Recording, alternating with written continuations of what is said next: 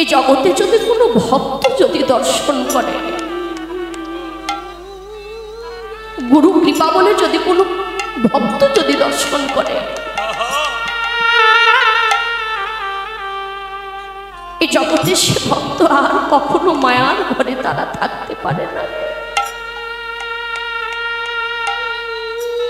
ওই রূপ দর্শন করলে হয় পাগল,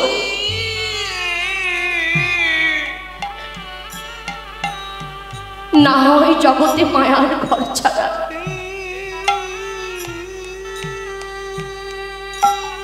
যেমন কিঞ্চিত তাকে ভালোবেসে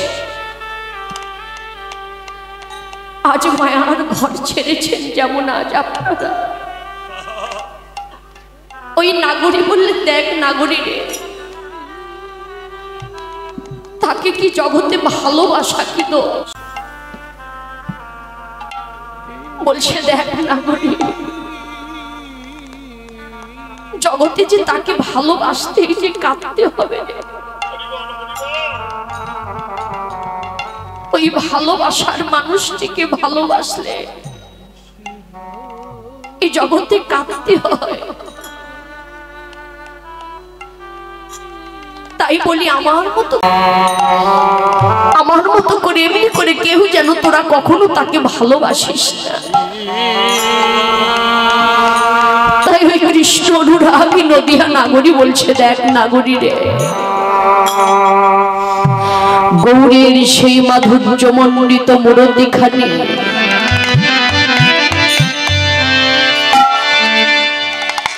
এই সাধুগুরু বৈষ্ণবের বাজারে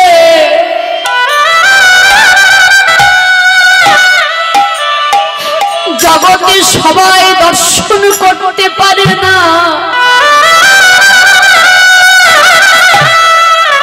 কিন্তু দর্শন করে কারা জানি?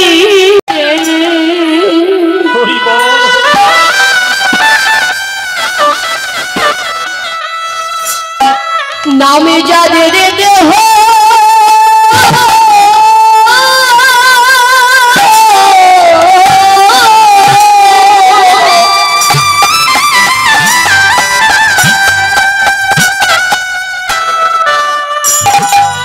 যাদের দেহ করা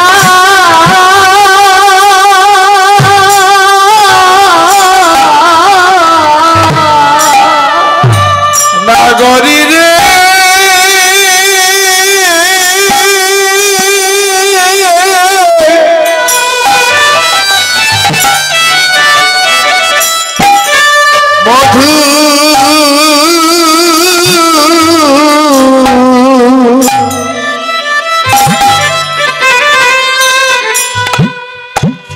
কৃষ্ণ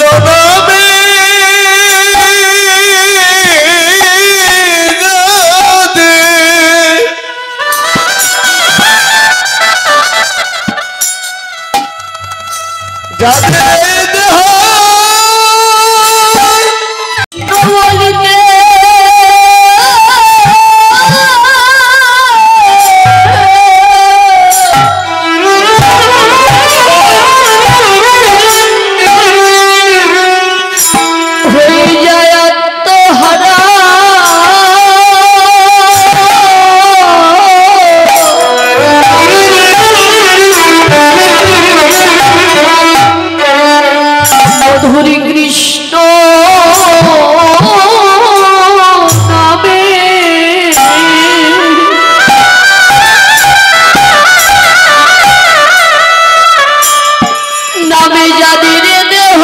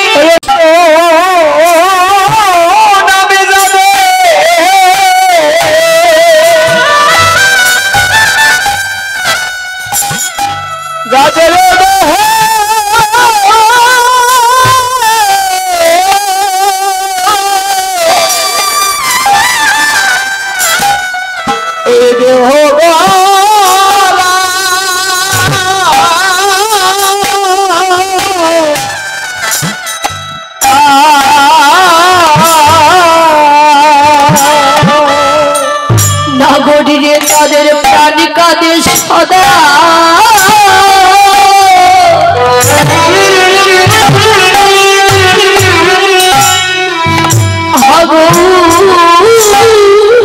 বলে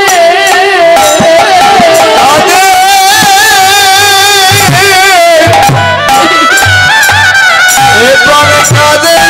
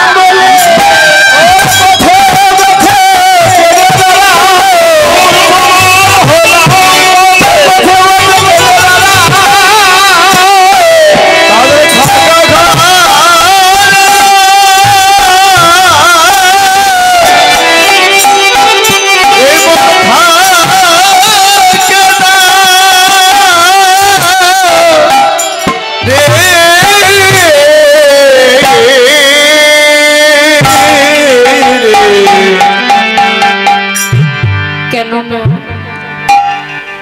এই জগতে ধ্রুব সত্য কথা, যাদের গৌরগত প্রাণ, যাদের গৌর চরণে নিবেদিত প্রাণ,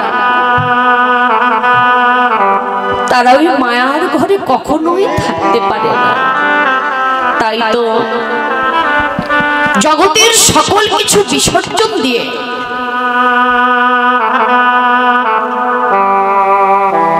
এই যে ভক্ত সঙ্গে সাধু সঙ্গের জন্য ছুটে এসেছেন। বাবা, সন্ধ্যাগত সময়ে কিন্তু আসরটা কানাই কানাই কিন্তু ভরা ছিল। দেখুন, আমার গুরুদেব একটি কথা বলে, অনুরাধা, রাত 10টার পর যে সকল ভক্ত আসরে বসে থাকে সেই ভক্ত কিন্তু তারা সামান্য ভক্ত নয়।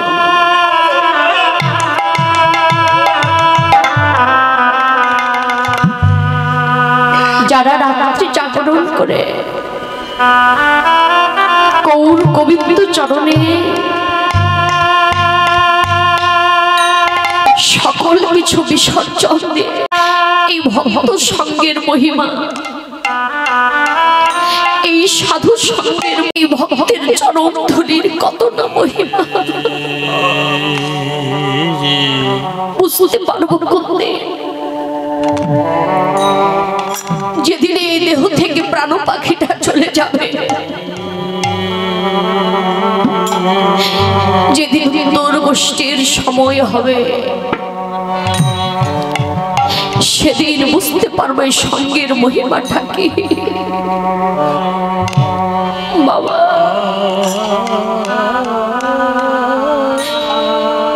বুঝতে পারবোই কেবল সেই দিন যেদিন একটি মাটির কলস ভেঙে দিয়ে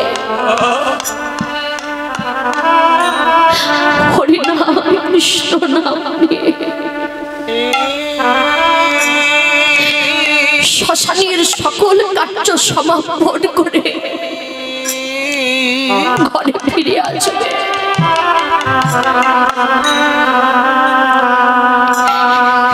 সেদিন মনে পড়বে এই সাধু সঙ্গের মহিমাটা কি। সেদিন ভক্তের প্রাণ ভক্তাধীন ভগবান দুকর বাড়িয়ে দিয়ে দাঁড়িয়ে থাকবে, ওরে একবার ঘরের সন্তান তোরা ঘরে ফিরে আয়।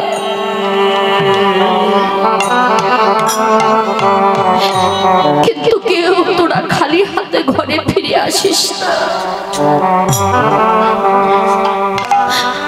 অন্তরে যতটুকু প্রেম, যতটুকু ভক্তি নিয়ে গেছিস, সেই প্রেম ভক্তিটুকু নিয়ে ঘরের সন্তান তোরা ঘরে ফিরে আয়। কিন্তু এই ভরা কলসটা শূন্যের পথে, এই ভরা কলসটা শূন্যের পথে, এই খালি কলসটাকে যদি আবার যদি পরিপূর্ণ যদি করতে চাও, এই খালি কলসটাকে যদি আবার যদি পরিপূর্ণ করতে চাও, একবার মান অভিমান ভুলে কৃষ্ণ ভক্তের চরণ ধুলার তলে গিয়ে এই অঞ্চলটুকু বিছাইয়ে দিয়ে একবার ভক্তের ভক্তি করে ধুলি। সবাই ধুলি মাঠে বৈষ্ণব ধুলি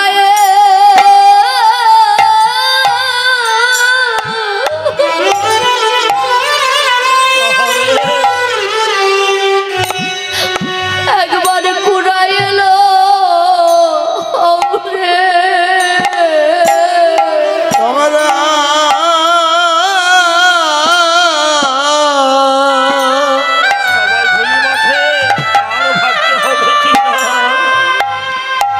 ভক্তের ভক্তি করে ধুলি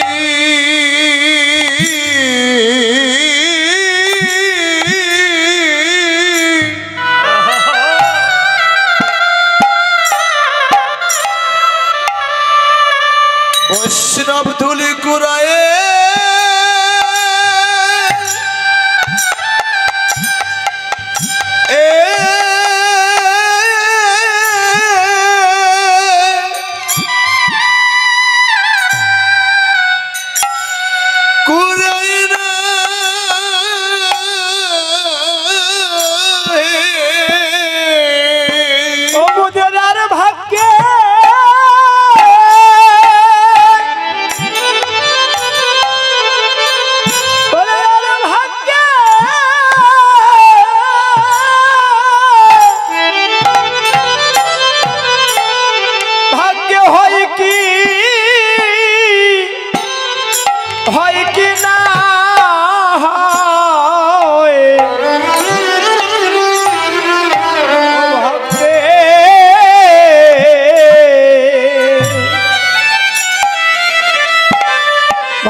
ভক্তি করে ধুলি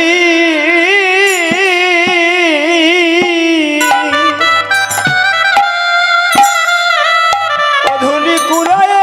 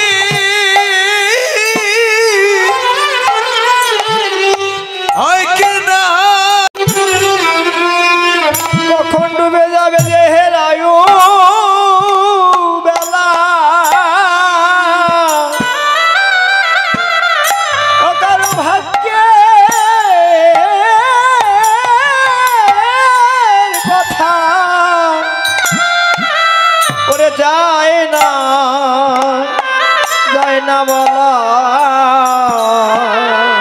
ওরে কারবা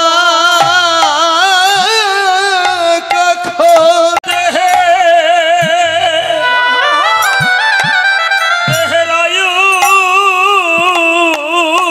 বেলা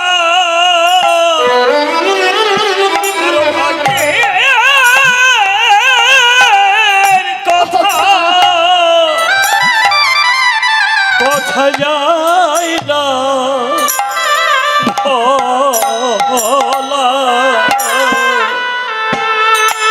একবার সময় থাকতে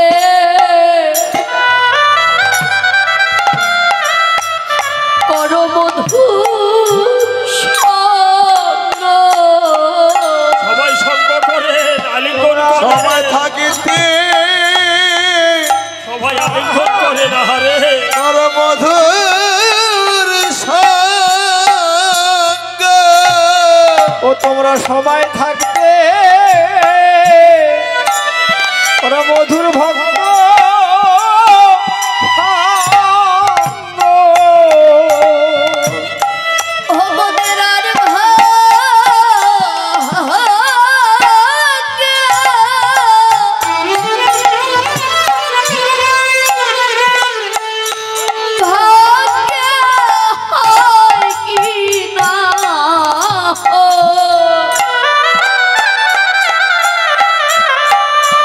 একবার সময় থাকতে করো মধু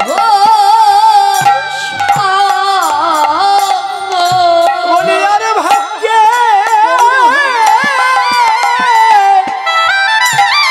হয় কি না তোলে সময় থাকতে ওরা মধুর ভক্ত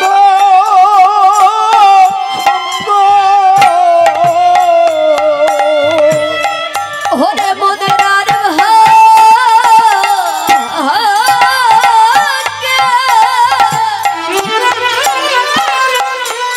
হয় কি না একবার সময় করো মধুর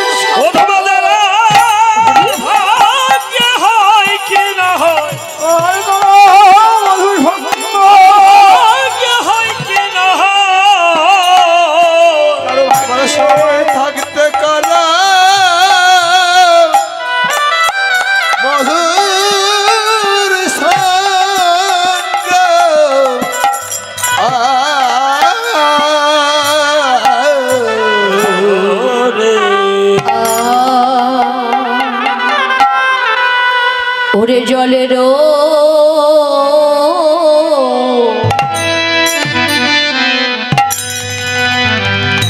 ভিতরে যদি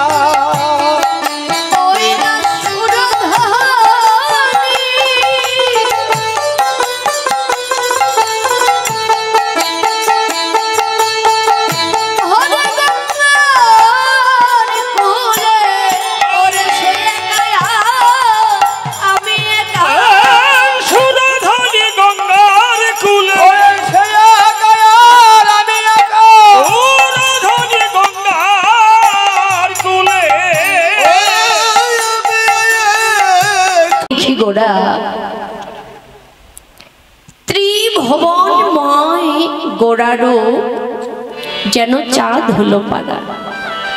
দেখলাম রে জলের মাঝে আমি দর্শন করলাম, তবে মা এই জাগতিক জগতে হাওর পাওর নদী নালা খালবিল এসবের জলে কি গৌরের সে রূপমাধুরী দর্শন করা যায়? তবে দেখা যায় না। আপনারা বলছেন দর্শন করা যায় না, আর আমি বলছি দর্শন করা যায়। তবে এই জাগতিক জগতে হাওর পাওর নদী নালা খালবিল এসবের জলে গৌরের সেই আমার কথাও মিথ্যে না। তবে জলেই দর্শন করা যায়। কোন জলে? একমাত্র কৃষ্ণ শুদ্ধ ভক্তের নয়ন জলে গৌরীর সেই রূপমাধুরী দর্শন করা যায়। বলছে দেখ না গৌরীরে, গৌরীর সেই মাধুর্যমণ্ডিত মূরতিখানি সেই রূপের তুলনা কর। বলছেন এই জাগতিক জগতে চাঁদের সর্বাধিক আলো তো কম নয়, তার সঙ্গে কি গৌর চাঁদের কি তুলনা হয় না? বলছে না রে,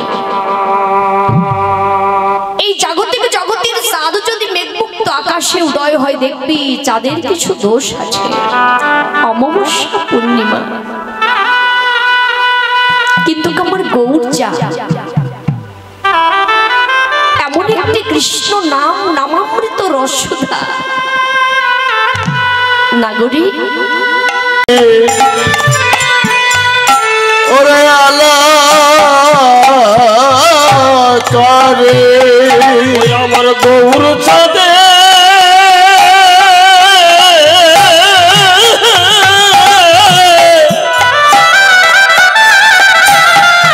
চাঁদের উদয় হলে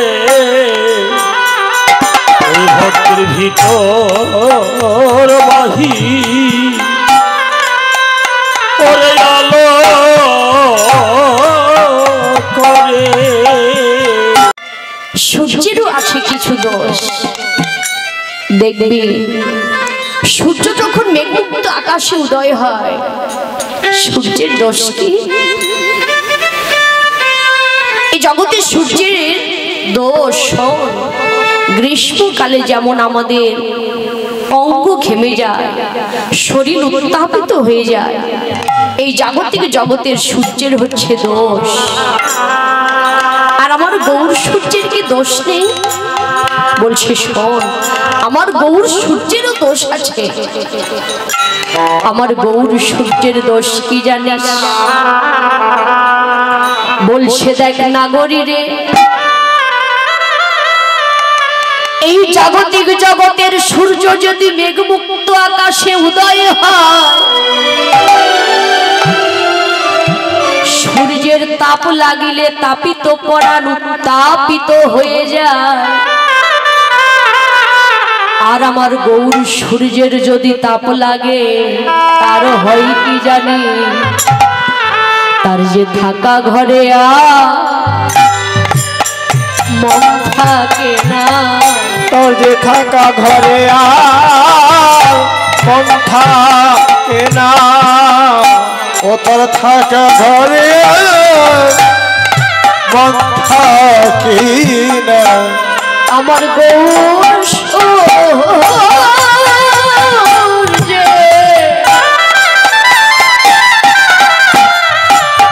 সূর্যের তাপ লাগিলে নাগরী তার থাকা ঘরে মন থাকে না। আমার গৌর সূর্যে একবার তবে লাগিলে ও তোর থাকা ঘরে আমার থাকি না। বলছে নাগরী শুধু তাই নয়, এই জাগতিক জগতের সূর্যের তাপ লাগিলে তাপিত পরাণ উত্তাপিত হয়ে যায়। আর আমার গৌর সূর্যের যদি তাপ লাগে, তার হয় কি জানি? তার তাপিত পরাণ শীতল হয়। তাপিত পরাণ শীতল হয় রে, তার তাপিত পরায় শীতল রে। আমার গৌর সূর্যে ওই তাপ লাগিলে তার তাপিত পরাণ শীতল হয় রে। রে গৌর সূর্যে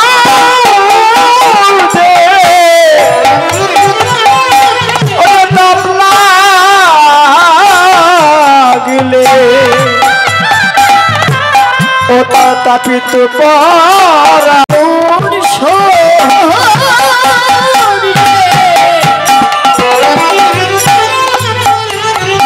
তাপ লাগিলে তারা আর ঘরে রইতে পারে না রে। আমার গৌর সূর্যে তাপ লাগিলে ঘরে রইতে পারে না রে। আমার গৌর সূর্যে তাপ লাগিলে ও তোর তাপিত পরায় শীতল রে।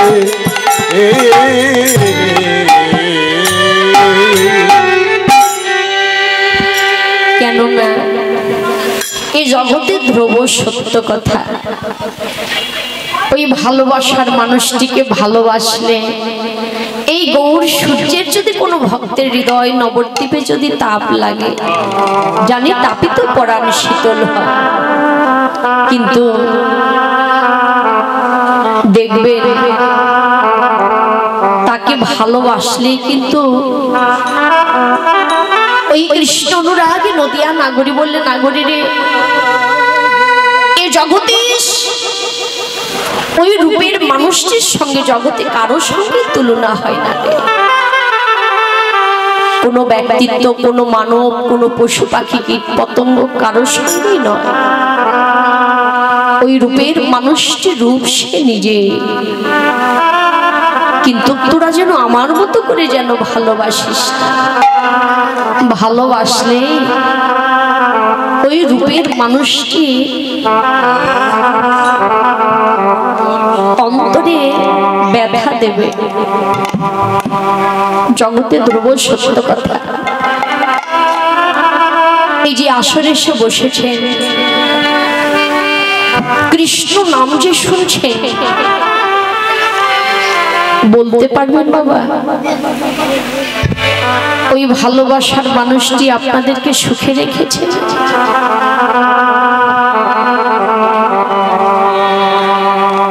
বলতে পারবেন সুখে রেখেছে? যদি জিজ্ঞাসা করি মনের ভুলে বলে বসবেন, প্রভু যা সুখ দিয়েছে তাতেই আমরা সুখী। কিন্তু যে ভক্ত তাকে ভালোবাসবে, যে ভক্ত তাকে আশ্রয় করবে, ওই রূপের মানুষটি কখনো সে নিজে ঘরে থাকবে না। যে তাকে ভালোবাসবে সেই ভক্তকেও কখনো মায়ার ঘরে থাকতে দেবে না। কেননা বাবা শুনেছেন তো,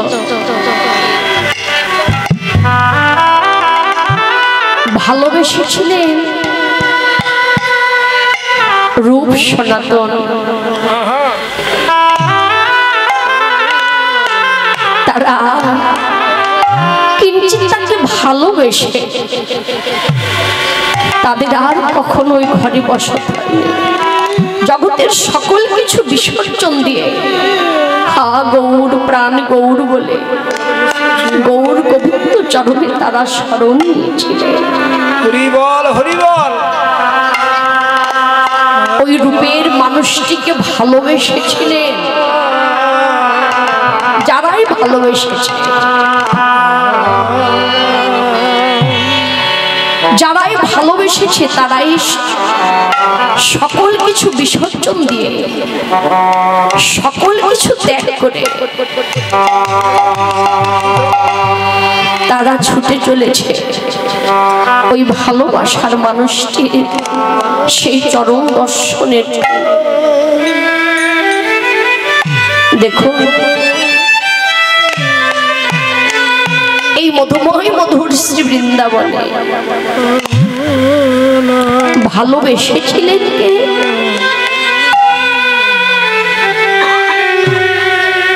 আমাদের মতো অধম যারা সবাই তো পারবো না। আমরা ভালোবেসেছিলেন কে? কিঞ্চিৎ তাকে ভালোবেসেছিলেন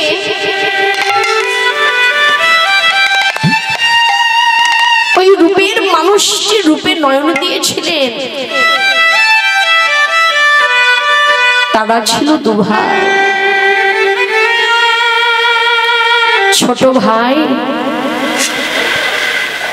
বড় ভাইকে জিজ্ঞাসা করছে, ভাই রে চলো দাদা আমরা দুজনে মিলে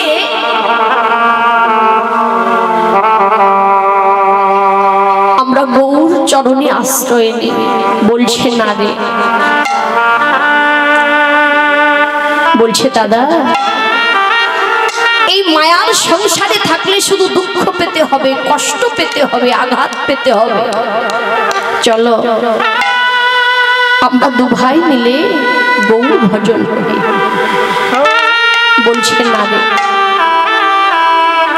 আমি গৌর চরণে আশ্রয় নিতে যেতে পারবো না। শোন, তোর বৌদি আমার ছোট ছোট ছেলে মেয়েরা যে আমাকে এত ভালোবাসে রে, এদের ভালোবাসাটা ছেড়ে আমি কিছুতেই যেতে পারবো না, তুই চলে যা। বলছে দাদা, এই মায়ার সংসারটা প্রিয় বটে, কিন্তু শ্রেয় নয়। শ্রেয়ই হচ্ছে কেবল একমাত্র আমার গৌর গোবিন্দের চরণ। বলছে আমি যাব না, তুই যা।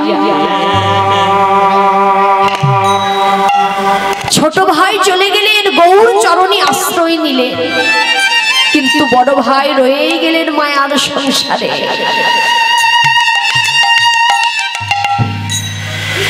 এমনি করে দিন কাটতে লাগলেন, কিন্তু একদিন সে আর অন্য কেহ নয়, সে ছিল বাসুদেব বিপ্র। বাসুদেব বিপ্র একদিন, দুই দিন, তিন দিন বাদে বাসুদেব বিপ্রের গায়ে দেখা দিল কুষ্ঠ ব্যাধি। যাও, ওই ব্যাধির আগে ওষুধ ছিল না। যেই না কুষ্ঠ ব্যাধি দেখা দিল, বাসুদেব বিপ্রে যে ভালোবাসার যত মানুষ ছিল, স্ত্রী পুত্র, দেখুন কিঞ্চিত যদি কেউ যদি অসুস্থ হয়, সবাই কিন্তু ভালো চোখে দেখে না বাবা, কেননা এটা হচ্ছে স্বার্থের ভালোবাসা। দেখুন, যেই না বাসুদেব বিপ্রের গায়ে কুষ্ঠ ব্যাধি দেখা দিল, তার স্ত্রী ছোট ছোট ছেলে মেয়েদেরকে ডেকে ঘরে মিটিং করছে। বাবারে, তোর বাবার তো কুষ্ঠ ব্যাধি হয়েছে, তোর বাবার সঙ্গে আর আমরা একত্রিত থাকতে পারবো না। বাবা, যদি সন্তান যদি সুসন্তান হয়, পিতামাতা যদি দুঃখ পায়, কষ্ট পায়, আঘাত পায়, সুসন্তান কখনো তারা পিতামাতার অন্তরে আঘাত দেয় না। যদি কুসন্তান হয়, পিতামাতা যদি একটু অসুস্থ হয়, তারা বলে কি, এই যে তোমরা নিজেরাও চলছো আর আমাদেরকেও জ্বালাচ্ছ, মরণ হয় না তোমাদের। যদি সুসন্তান হয়, পিতামাতা যত দুঃখ পাক, যত কষ্ট পাক, যত আঘাত পাক, তারা বলে গৌর গোবিন্দ চরণের শরণ নিয়ে তারা বলে, হে গোবিন্দ, আমারই জন্মদাতা পিতা, আমারই গর্ভধারিণী মা, একবার নিজ গুণে কৃপা করে তোমার চরণে তুমি তাদেরকে আশ্রয় দাও। কেননা আমরা তো তাদেরকে আশ্রয় দিতে পারবো না।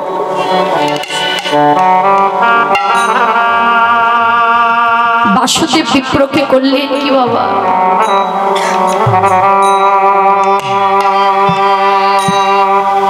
তার স্ত্রী বললেন, শোন বাবা, তোর বাবাকে বাহির বাড়িতে একটি তালপাতার কুঠিরে করে সেই কুঠিরের মধ্যে রাখ, যতদিন না পর্যন্ত এই ব্যাধিটা ভালো হয়। কুসন্তান তো বাহির বাড়িতে একটি তালপাতার কুঠিরে করে সেই কুঠিরের মধ্যে রাখলে বাসুদেব বিপ্রের সম্মুখে কেউ যায় না। কিন্তু কিছুদিন বাদে বাসুদেব বিপ্রের সম্মুখে এসে একটি দিয়েছে একটি মাটির গ্লাস, একটি থালা। বাসুদেব বিপ্রের সম্মুখে কেউ যায় না। ক্ষুধার জন্য ছটফট করছে, কিন্তু কেউ তার সম্মুখেও আসে না।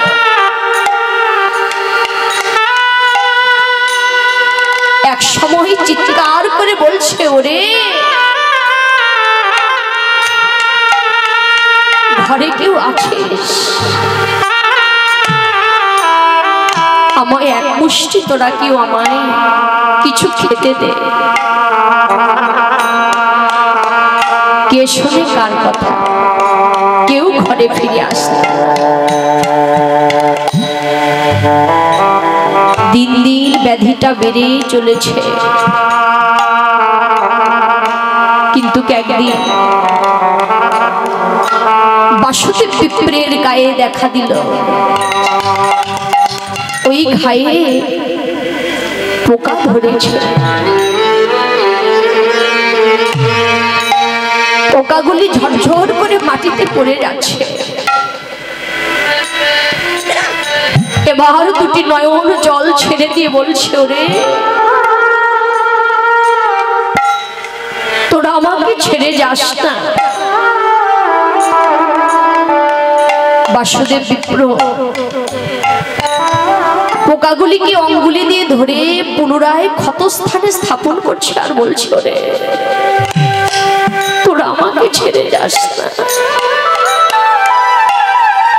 যতদিন তোরা ছিলি না ততদিন আমি বুঝতে পারিনি যে মায়ার সংসারটা কি।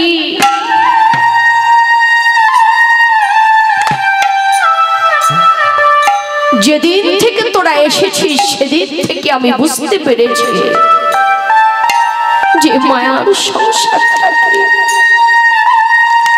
জগতের সকলে আমায় ছেড়ে গেছে, কিন্তু তোরা আমায় ছেড়ে যাস না।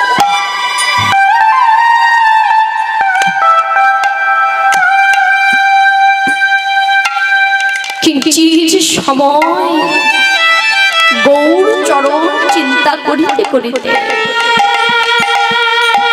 কিঞ্চিৎ সময় একটু তন্দ্রার মতো লেগেছে। কে যেন চিৎকার করে বলছে, দৈববাণীতে বলছে, বাসুদেব বাসুদেব যা। পাশের গ্রামে কত সাধুগুরু বৈষ্ণবের বাজার বসেছে, কত ভক্তগণ একত্রিত হয়ে মধুর সঙ্গে তারা ছড়িয়েছে। যা ওই ভক্ত সঙ্গের মাঝে গিয়ে সেই সাধু সঙ্গের মাঝে গিয়ে একবার মধুর সঙ্গ করে করলেন কি বাবা। বাসুদেব বিপ্র ধীর ধীর করে সেই ভক্তের মাঝে, সেই সাধুগুরু বৈষ্ণবের মাঝে গিয়ে দাঁড়িয়েছে।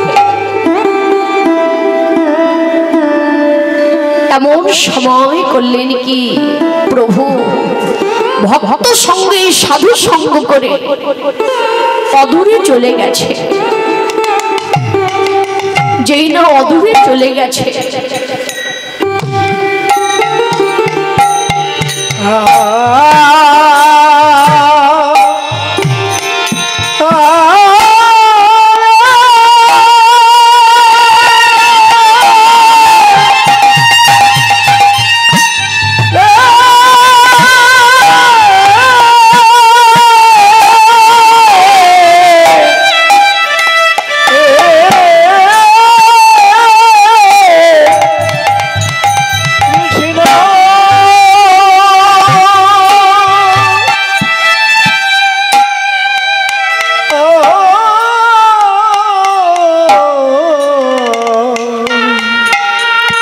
শুনলে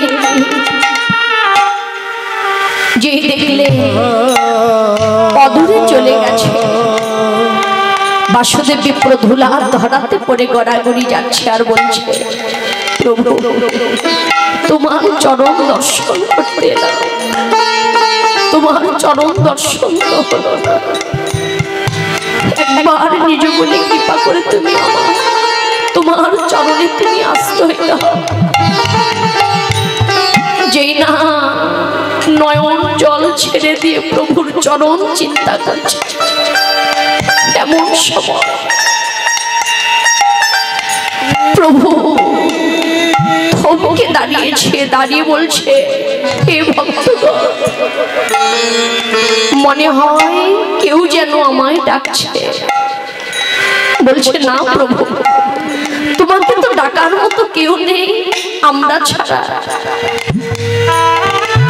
প্রভু ছুটতে ছুটতে এসে বাসুদেব বিপ্রের সম্মুখে দাঁড়িয়েছে। বাসুদেব বিপ্রের সম্মুখে এসে দুকর বাড়িয়ে দিয়েছে। বাসুদেব বিপ্র বলছে, দাঁড়াও প্রভু, তুমি আমার কাছে এসো না,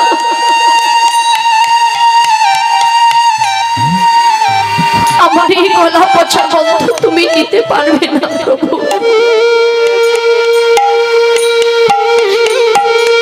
সেদিনও হীনের দীনবন্ধু কাঙালির ঠাকুর দুকর বাড়িয়ে দিয়ে বলছে, বাসুদেব তুই আমায় নিবি না বাসুদেব। তাই আজ কর বাড়িয়ে দিয়ে ভক্তাধীন ভগবান বলছে, একবার আয় আয় বাসুদেব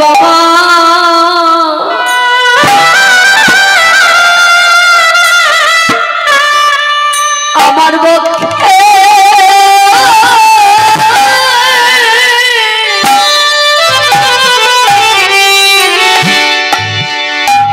আমার পক্ষে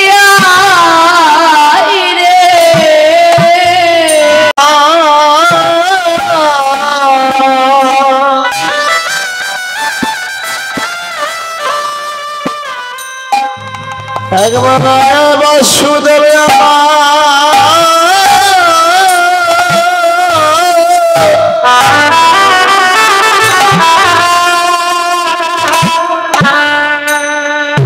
আমার পক্ষে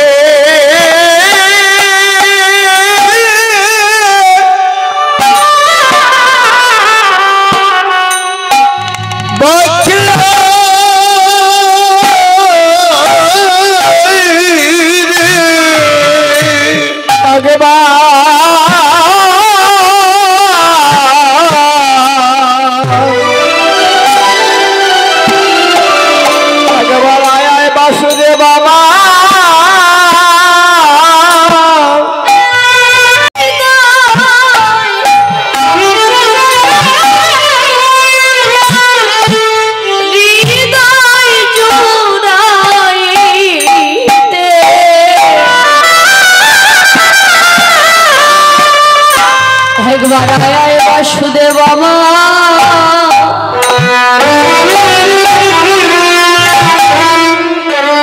আমার পক্ষে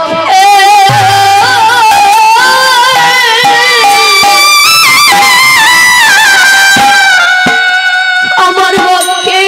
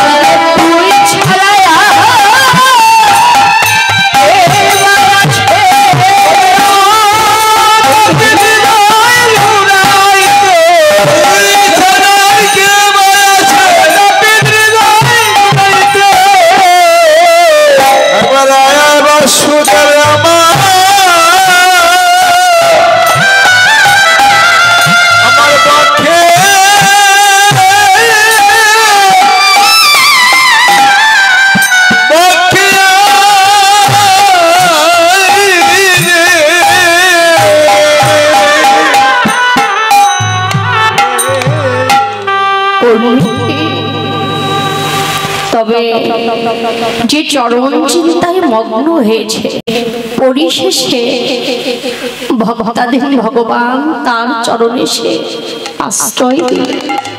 যদি গুরু কৃপা বলে, এমনি করে কোনো ভক্তের যদি তার চরণে আশ্রয় হয়, সে ভক্তকে কখনো তার আশ্রয়হীন হতে হয় না বাবা। যদি একবার তার চরণে যদি আশ্রয় পায়, তবে ওই কৃষ্ণ অনুরাগ নদিয়া নাগরী বলছে, দেখ নাগরী, তুই যাই বল, আমার মতো করে তোরা যেন ভালোবাসিস না। দর্শন কবি নীলার এক প্রান্তে দাঁড়িয়ে গৌরীর সেই শোভা দর্শন করে বলছে, দেখো হরিতেই বলি ওরা রূপ আমি কথা,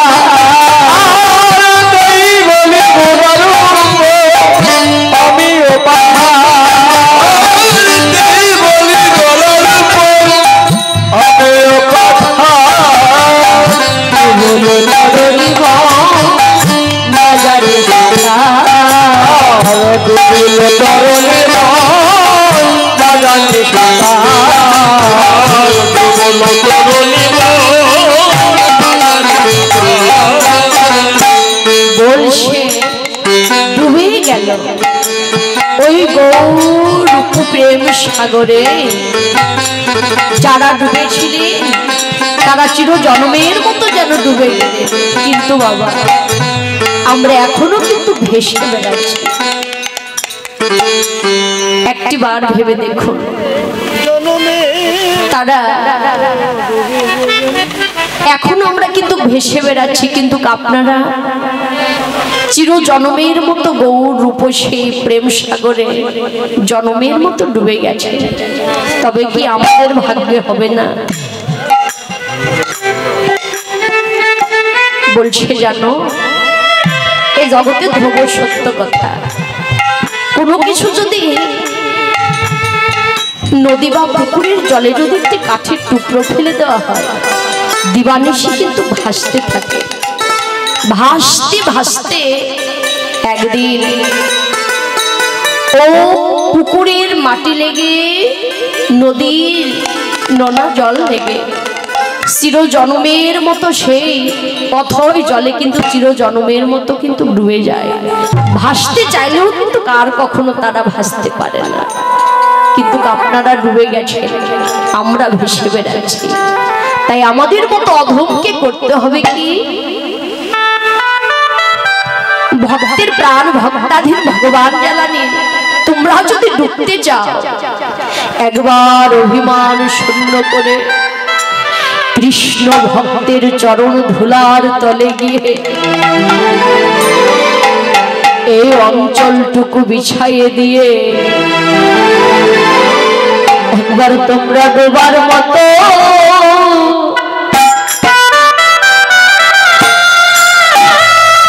ডুবে দেখো না।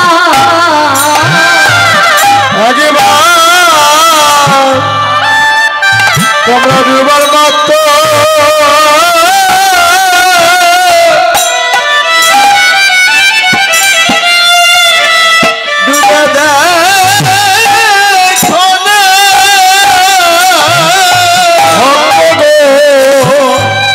তোমরা একবার ডুবার মতো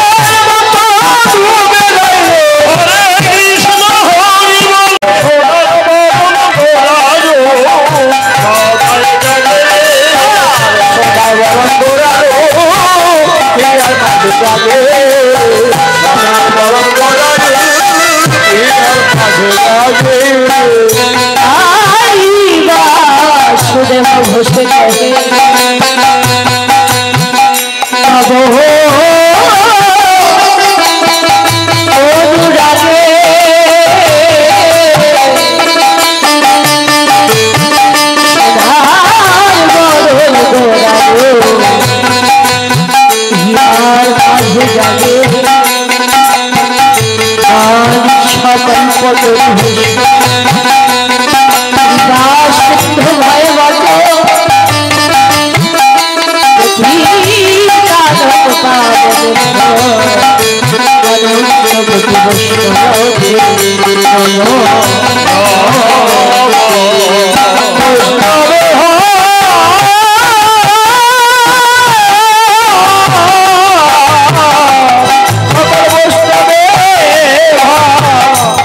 নমো নমঃ